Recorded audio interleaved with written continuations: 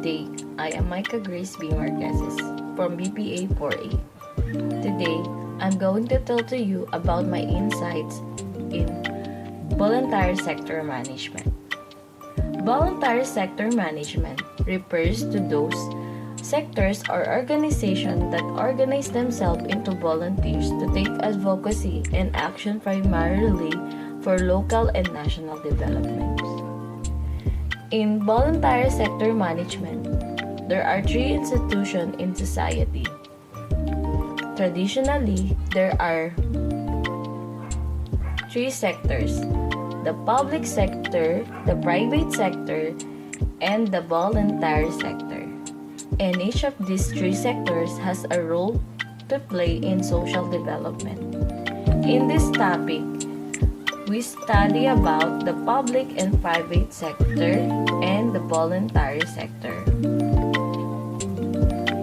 Public and private sector can be distinguished by their own characteristics. Private sector is composed of organizations that are privately owned and not part of the government, while the public sector is particularly composed of organizations that are owned and operated by the government. They are different and has a special role, particularly in society. The public sector is different than private sectors in terms of their goals, and they are both following different practices. In public sectors, controls are aimed at improving spending is according to the amounts approved by the legislative body. In private sector, it emphasizes and determines how much profit of the company has made and how financially stable it is.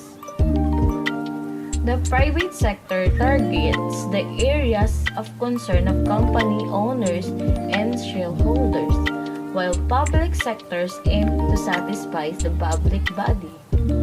While the third one, the voluntary sector, is different from the other two sectors because it is not for profit and it's not for government control, like the public sector.